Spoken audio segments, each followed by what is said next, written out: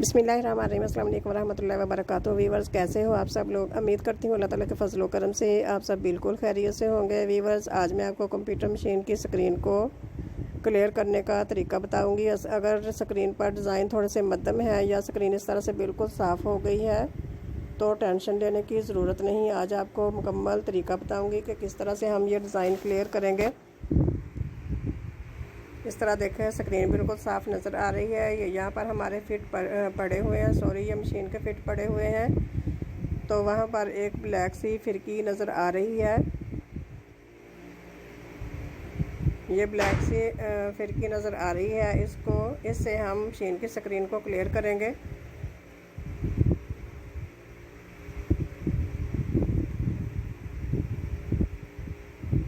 इस तरह से हम स्क्रीन पर जाएंगे। ये देखें, स्क्रीन बिल्कुल साफ़ नज़र आ रही है। इस पर डिज़ाइन क्लियर करने के लिए हम उंगली की मदद से फिरकी को इस तरह थोड़ा थोड़ा घुमाते जाएंगे। यहाँ पर ये डिज़ाइन क्लियर हो गए तो हम फिरकी को घुमाना बंद कर देंगे।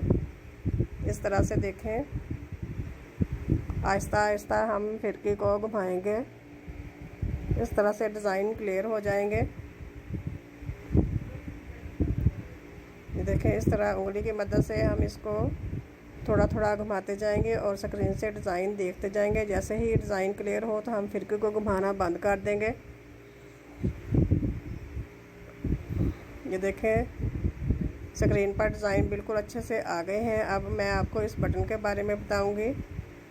इससे मशीन की स्पीड को हम कम ज़्यादा करते हैं। अगर हम इसको दरमियान में रखेंगे तो थोड़ी सी कम स्पीड में चलेगी। अगर हम इसको इस साइड पर करेंगे तो बहुत लो स्पीड में चलेगी। अगर हम इसको इस तरह दूसरी साइड पर करेंगे तो ये हाई स्पीड में चलेगी। क्योंकि मशीन में कुछ डिज़ाइन इस तरह के हैं जो कि हम हाई स्पीड में बनाते हैं और कुछ डिज़ाइन हम स्लो स्पीड में बनाते हैं। इसलिए इस बटन से हम मशीन की स्पीड को कम ज़्यादा कर सकते हैं। ये ब्लैक सा स्टैंड जो नज़र आ रहा है, ऊपर हुक सी लगी हुई है। इससे हम बॉबिन पर धागा लगाते हैं, यानी कि फिरकी भरते हैं। इससे इस तरह इसको इस साइड पर करके फिरकी लगाकर मशीन को चलाएंगे और फिरकी भरने के बाद इस स्टैंड को हम इस तरह कर देंगे। अगर हम इस स्टैंड को चेंज नहीं करेंगे तो कढ़ाई करते वक्त ये मशीन नहीं चलेगी।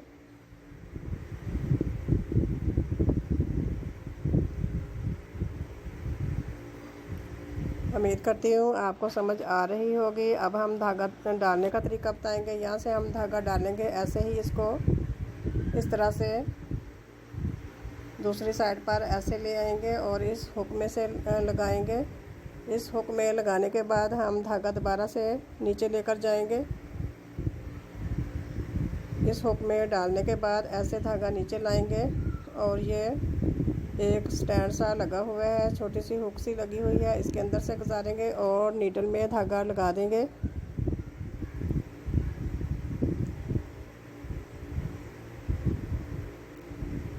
अब मैं आपको फिट लगाने का और उतारने का तरीका बताऊंगी।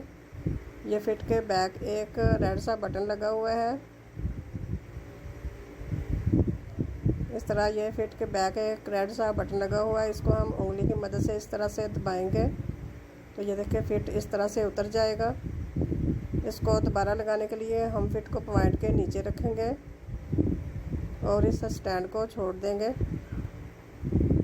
जैसा कि सिलाई मशीन करते वक्त हम फिट को ऊपर नीचे करने के लिए एक स्टैंड इस्तेमाल करते हैं, वैसे ही इस पर ये एक स्टैंड सा लगा हुआ है।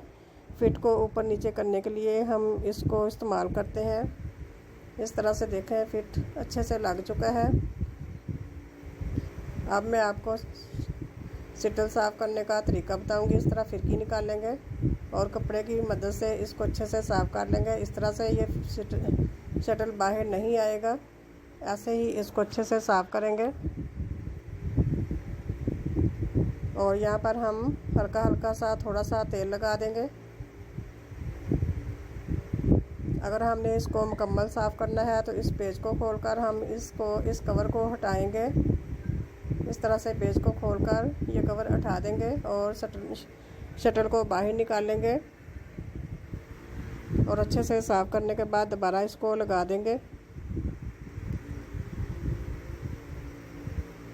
तकरीबन 10-15 दिन चलाने के बाद मशीन की अच्छे से सफाई करनी चाहिए और इस पर तेल वगैरह लगाना चाहिए।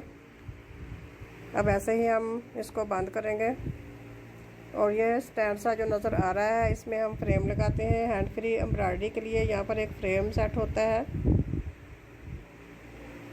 यह तरीका भी मैंने बहुत सी वीडियो में बताया है और पूरा फ्लावर बनाकर दिखाया है कि कैसे बनाया जाता है। इस बटन से हम नेक डिज़ाइन निकालते हैं। जैसे ही इसको दबाते जाएंगे तो ये डिज़ाइन चेंज होते जाएंगे और यहाँ से हम पिको, ओवरलॉक और काज के लिए ये बटन इस्तेमाल करते हैं। इस तरह से इसको दबाते जाएंगे और ये नीचे वाला बटन, इससे भी हम ये मुख्तलिफ़ किस्म के काज के डिज़ाइन दिए गए हैं और थोड़ी सी एम्ब्रॉयडरी के डिज़ाइन दिए गए हैं। ऐसे ही हम कोने पर जाएंगे तो यहाँ से हम ये हैंड फ्री एम्ब्रॉयडरी फ्लावर निकालेंगे। इस तरह इसको डिज़ाइन को चेंज करने के लिए हम मशीन को बैक से बंद करेंगे। इस तरह बंद करने के बाद दोबारा चलाएंगे और इसी बटन को दोबारा से टच करेंगे तो ये डिज़ाइन चेंज हो जाएंगे। इस तरह से देखें न्यू डिज़ाइन आ जाएंगे। तकरीबन 4 से 5 दफ़ा हम ऐसे ही मशीन को बंद करके दोबारा चलाएंगे तो ये डिज़ाइन चेंज होते जाएंगे और जो भी डिज़ाइन हमने बनाना है और इस कोने पर जाएंगे। इससे टांके की लेंथ को और विड्थ को कम ज़्यादा करने के लिए हम ये बटन इस्तेमाल करते हैं। अगर हम जमा की साइड पर जाएंगे तो ये टांके की लेंथ ज़्यादा होती जाएगी। ऐसे ही हम इसको कम ज़्यादा करने के लिए, इसकी विड्थ को कम ज़्यादा करने के लिए तकरीबन 2.5 पर रखेंगे। ये 2.5 पर इसको रखेंगे और ऐसे ही इसको 2.8 पर हमने किया है। जैसा कि हम बेबी पिको वगैरह करते हैं तो हमें वो टांके की लेंथ थोड़ी सी ज़्यादा चाहिए, इसलिए हम यहाँ से इसको चेंज कर सकते हैं। अब मैं आपको डिज़ाइन के कलर चेंज करने का तरीका बताऊँगी। यहाँ से हम इसको टच करेंगे तो ये फ्लावर के 2 पार्ट बन गए हैं। ये दो पार्ट पर हम अलग से धागा लगाएंगे। जैसे ही एक पार्ट ख़त्म होगा तो हम दूसरे पार्ट के लिए धागा लगा देंगे। यहाँ से हम धागे के कलर चेंज करते हैं। अब मैं आपको डिज़ाइन जोड़ने का और डिज़ाइन साइड बदलने का तरीका बताऊंगी। इस तरह से देखें, ये डिज़ाइन एक साइड को ऊपर को बना हुआ है। अगर हमने इसको नीचे दूसरी साइड पर बनाना है तो हम इस बटन को टच करेंगे। इस तरह से ये देखें डिज़ाइन नीचे हो गया है। अगर हमने एक डिज़ाइन ऊपर और एक नीचे बनाना है एक दफ़ा हम ऊपर से टच करेंगे और एक दफ़ा इस कोने से इस तरह से टच करेंगे। ये देखें 2 डिज़ाइन एक ही है मगर इसकी साइड चेंज हो गई है। उम्मीद करती हूँ आपको अच्छे से समझ आ गई होगी। अब मैं आपको डिज़ाइन मिक्स करने का तरीका बताऊंगी कि 2 या 3 डिज़ाइन जोड़कर हम कैसे बना सकते हैं। इस तरह से हम डिज़ाइन टच करेंगे तो इसको सेव करने के लिए इस कोने पर जाएंगे। इस तरह से इसको टच करेंगे तो ये डिज़ाइन हमारा सेव हो चुका है। ऐसे ही इसके साथ हम दूसरा डिज़ाइन बनाएंगे। इस तरह से इसको टच करेंगे, जो भी हम बनाना चाहें, जो भी अच्छा लगे इस तरह से टच करेंगे और इस कोने पर जाकर इसको सेव करेंगे। इस तरह से ये देखिए 2 डिज़ाइन ऊपर आ गए हैं। अगर हमने इसके साथ तीसरा डिज़ाइन भी बनाना हो तो वो भी इसी तरीके से बनाएंगे। इस तरह से हम डिज़ाइन चेंज करते जाएंगे।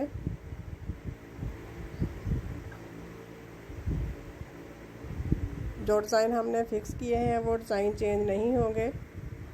अब हम तीसरे डिज़ाइन के लिए भी ऐसे ही टच करेंगे इस तरह से और यहाँ से इसको सेव करेंगे। अब जैसे ही हम मशीन को चलाएंगे तो ये तीनों डिज़ाइन बनना स्टार्ट हो जाएंगे।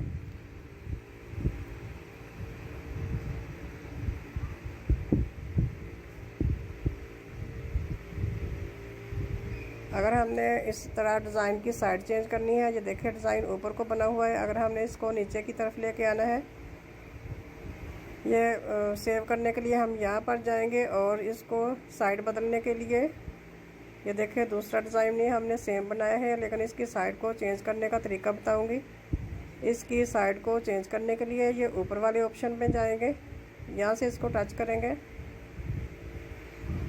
तो ये देखिए डिज़ाइन की साइड चेंज हो गई है। एक डिज़ाइन एक तरफ तो दूसरा दूसरी तरफ बनेगा। जैसे ही हम मशीन चलाएंगे एक डिज़ाइन हमारा एक तरफ तो दूसरा दूसरी तरफ को बनेगा। उम्मीद करती हूँ आपको अच्छे से समझ आ गई होगी। अगर समझ ना आए तो कमेंट करके दोबारा पूछ सकते हैं। और यहाँ पर हम कार्ड लगाते हैं, इसको हम इस तरह से खोलेंगे और ये कार्ड लगा हुआ नज़र आ रहा है। इस तरह से इसको बाहर निकालेंगे और दोबारा इसको यूँ धकेल कर दोबारा से लगा देंगे। अगर हम ये कार्ड नहीं डालेंगे तो ये फ्लावर जो हैंड फ्री एम्ब्रॉयडरी हम बनाते हैं वो नहीं बनेगी। इस कार्ड से ही हम हैंड फ्री एम्ब्रॉयडरी बना सकते हैं। और ये स्टैंड सा जो नज़र आ रहा है इससे हम ऑटोमेटिक धागा डालते हैं। इसको इस तरह से खींच कर नीचे करेंगे और इसको नीडल के बराबर करेंगे तो इसमें धागा लगाएंगे और ख़ुद ब खुद ही मशीन सुई में धागा डाल जाएगा। ऐसे ही हम स्टैंड को उठाएंगे और ऊपर कर देंगे।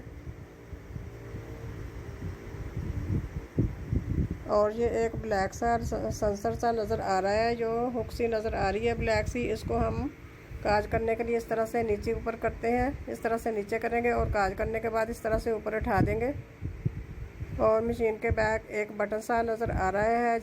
जैसे हम जब हम नेक डिज़ाइन वगैरह बनाते हैं तो हम इसको एक साइड पर करते हैं। अगर हम हैंड फ्री एम्ब्रॉयडरी बनाते हैं तो इसको हम दूसरी साइड पर करते हैं।